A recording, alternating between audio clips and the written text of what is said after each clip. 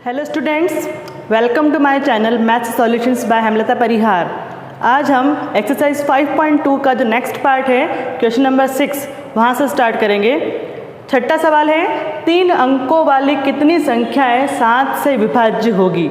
आपको 3 अंकों वाली संख्या लेनी है और उसमें आपको डिसाइड करना है कि 3 अंकों वाली ऐसी कितनी संख्याएं हैं जो कि 7 से पूरी विभाज्य होगी। सबसे पहले 3 अंकों की संख्याओं की शुरुआत होती है 100 से, तो हम 100 से शुरू करेंगे। 100 7 से विभाज्य है क्या 101 7 से विभाज्य है, 102 103 ऐसे करते करते हम सबसे पहली संख्या ढूंढेंगे कि 100 से शुरू होने के बाद में ऐसी पहली संख्या कौन सी है जो कि 7 से पूरी विभाज्य हो रही है। तो हम 101 को देखेंगे, 7 से भाग जा रहा है नहीं जा रहा, नहीं जाएगा। 102 का भी 7 में भाग नहीं जाएगा। 103 104 को जब हम देखेंगे तो 104 को जब हम 7 से भाग देंगे तो यहाँ पे 7 एकम 7 और यहाँ पे 3, ये भी 7 से विभाजन नहीं है। फिर हम 105 को देखेंगे तो 7 एकम 7 और 7 पंजे 35। इसका मतलब कि पहली संख्या जो है 7 से विभाज्य होने वाली वो कौन सी है, 105। तो हमारे पास में समांतर श्रेणी आ जाएगी, क्या बनेगी 105। पहली संख्या आ गई 105। अब हमको 7 से विभाज्य चाहिए तो 7 7 जोड़ते जाओ, तो 105 में 7 जोड़ेंगे तो 112। ऐसे करते करते हमको पूरी समांतर श्रेणी बनानी है। अब अंतिम संख्या कौन सी है, 999। 3 अंकों वाली लास्ट वाली संख्या होती है 999, क्योंकि उसके ठीक बाद में 1000 आ जाता है। तो 1000 तो 4 अंकों वाली संख्या है, तो अंतिम संख्या है 999। तो आपको पीछे से भी चेक करना है कि 999 7 से विभाज्य है क्या, फिर 998, फिर 997, 996, 995। फिर आप ऐसे करते करते आप आओगे 994 पर। तो 994 जो है वो 7 से विभाज्य है। 7 एकम 7 8 9 7 चौक 28 और 7 दूनी 14, मतलब पूरा भाग जा रहा है। तो इस टाइप के जब सवाल आएंगे तो वहाँ पर समांतर श्रेणी भी आपको ही बनानी है। ठीक है, समांतर श्रेणी बन गई। अब हमें कितनी संख्याएं मतलब कि हमें क्या ज्ञात करना है, n का मान ज्ञात करना है कि कितनी संख्याएं होगी। तो इसका मतलब हमें यहाँ पर क्या चाहिए, n चाहिए। समांतर श्रेणी का प्रथम पद a बराबर है 105, सार्वंतर d बराबर 112 माइनस 105 करेंगे तो 7। और वैसे भी सार्वंतर तो 7 ही आना है, क्योंकि हम 7 7 7 जोड़ेंगे तो सार्वंतर हमारा 7 ही रहेगा। फिर अंतिम पद है हमारे पास में, जिसको हम क्या बोलते हैं, an। अंतिम पद कितना है, 994। इस तरह से हमने हमारी समांतर श्रेणी में से n, a n और d इन सब के मान निकाल दिए। अब हमारा फॉर्मूला है an बराबर a plus n minus 1 into D. an की जगह लिखेंगे 994, a की जगह लिखेंगे हम 105, n का मान हमें ज्ञात करना है और d का मान है 7। पक्षांतर करेंगे, 994 माइनस करना है इसमें से 105 बराबर में बचा n माइनस 1 इंटू 7। ठीक है, 14 में से 5 जाएंगे तो 9, फिर यहाँ पे बचा 8 और 9 में से 1 गया तो यहाँ पर भी बचेगा 8। और बराबर में क्या चल रहा है, n माइनस 1 और इंटू 7। ये 7 इंटू में है तो ये कहाँ जाएगा, अपॉन में। तो 8 8 9 बटावा 7 बराबर n माइनस 1।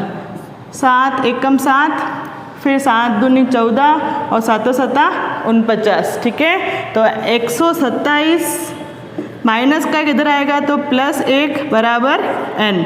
तो n बराबर कितना हो गया, 128।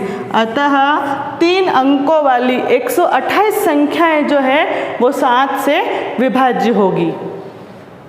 7वां सवाल है, समांतर श्रेणी 10 7 4 माइनस 62 का अंतिम से 11वां पद। अभी तक हमने सवाल जो किए वहाँ पे सिर्फ 11वां पद पूछा गया था। अब इस सवाल में एक शब्द आ रहा है अंतिम से, तो आप इस अंतिम से का ध्यान रखना है कि अब आपको इधर से गिनना है, माइनस 62 फिर इधर मतलब कि इधर से शुरू करना है और इधर से आपको 11वां पद आपको बताना है। ठीक है, तो जब अंतिम से 11वां पद की बात आएगी तो क्या करना है, AP को उल्टा कर दो। समांतर श्रेणी को आप नॉर्मली जो करते हो उसका उल्टा काम करो। अपन नॉर्मली प्रथम पद a बराबर क्या मानते हैं, पहली संख्या, लेकिन हम अंतिम से ज्ञात करेंगे तो हमारा जो प्रथम पद है वो प्रथम पद होगा, प्रथम पद, और कहाँ से, अंतिम से प्रथम पद। उल्टा गिन रहे हम, अंतिम से प्रथम पद a बराबर है हमारा माइनस 62।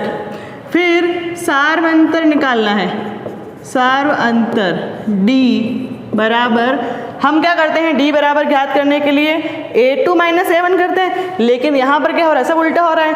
तो a2 माइनस a1 नहीं करके हम क्या करेंगे, a1 माइनस a2 करेंगे, मतलब कि 10 माइनस 7 करना है, तो कितना आ जाएगा 3, ठीक है। और सार्व अंतर आ गया, d आ गया, और हमें अंतिम से 11वां पद ज्ञात करना है, मतलब कि n बराबर क्या है 11।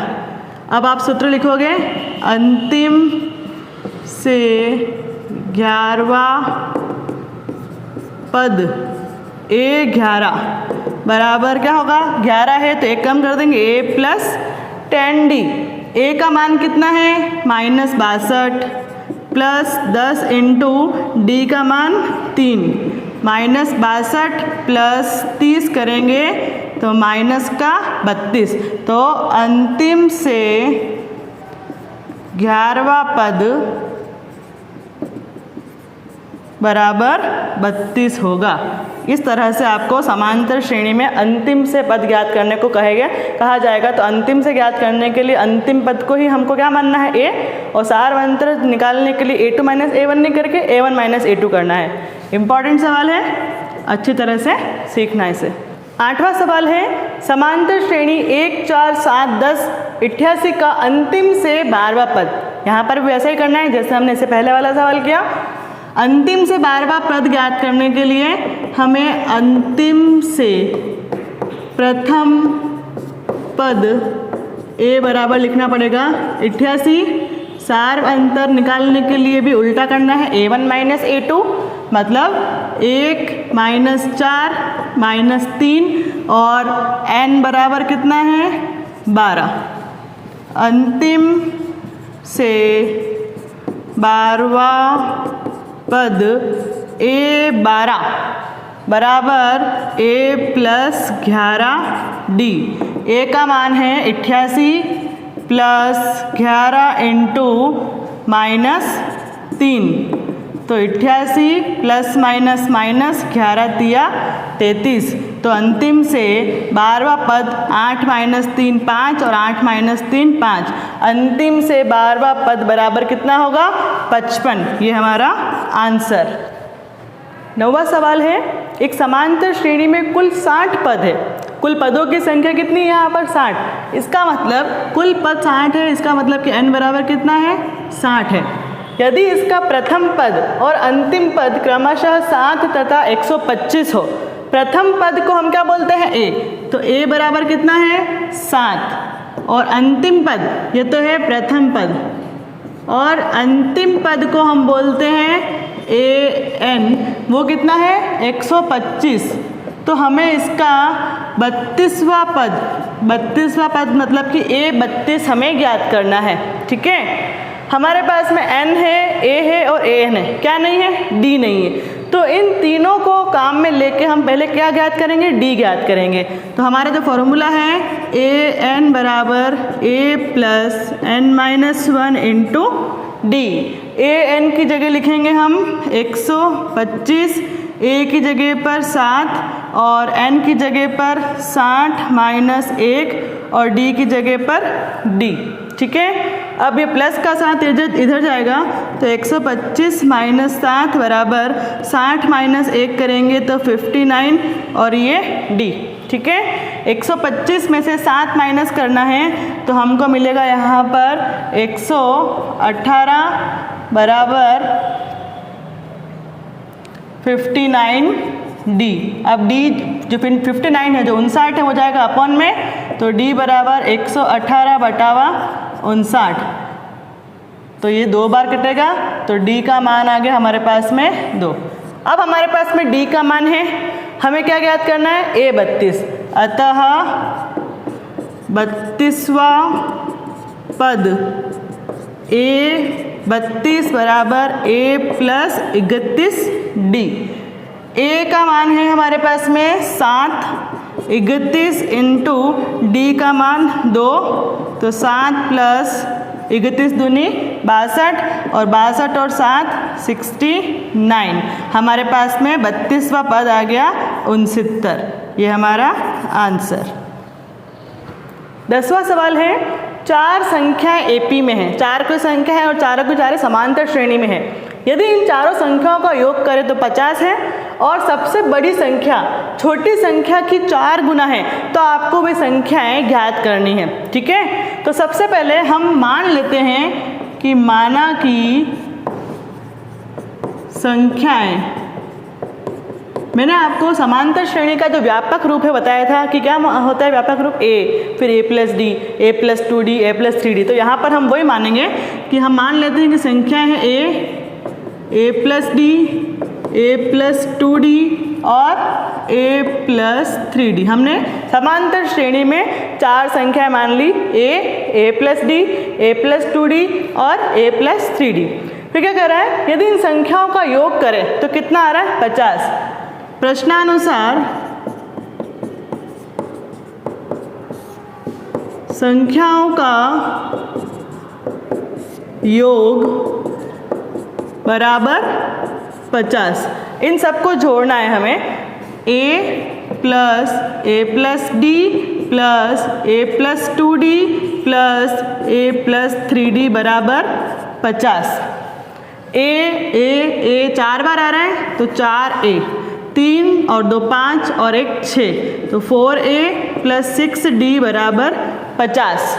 दोनों में से 2 को कॉमन लेंगे तो 2a प्लस 3d बराबर 50, 2a प्लस 3d बराबर, ये 2 गुणे में है तो अपॉन में आ जाएगा 50/2, 2a प्लस 3d बराबर 25, समीकरण नंबर 1। अब अगली कंडीशन क्या है, सबसे बड़ी संख्या जो है वो छोटी संख्या की 4 गुनी है तथा सबसे बड़ी संख्या बराबर 4 गुना है। किसकी 4 गुना है, छोटी संख्या की। तो यहाँ पर सबसे बड़ी संख्या क्या है, a प्लस 3d बराबर 4 इंटू सबसे छोटी संख्या क्या है, a। तो a प्लस 3d बराबर 4a, 3d बराबर 4a, ये इधर से इधर आएगा तो माइनस a, 3d बराबर 3a, 3 से 3 कट जाएगा तो d बराबर आ गया a। इसका मतलब a और d दोनों के मान बराबर हैं, तो समीकरण नंबर 1 में हम d की जगह क्या लिख रहे हैं, a। समीकरण 1 में d का मान रखने पर, समीकरण 1 में हम ये 2a प्लस 3d था तो d की जगह हम क्या लिख रहे हैं, a। तो 2a प्लस 3a बराबर 25, 3 और 2 5, a बराबर 25, a बराबर 25/5, तो a का मान आ गया 5। तो b, अगर a बराबर 5 है तो d बराबर भी 5 ही होगा, क्योंकि a और d दोनों बराबर हैं। तो a बराबर 5 और d बराबर भी 5 आ गया। अब हमारे पास में a और d के मान आ गए, तो यहाँ पर हम जो संख्याएं मानी थी हमने वहाँ पर मान रखेंगे तो हमारे पास में चारों संख्याएं आ जाएगी। तो लास्ट में आपको लिखना है, अतः संख्याएं क्रमशः, पहली संख्या 5, फिर 5 प्लस 5 10, फिर 15 और फिर 20। अतः वो चारों संख्याएं कौन सी होगी, 5, 10, 15 और 20। ठीक है।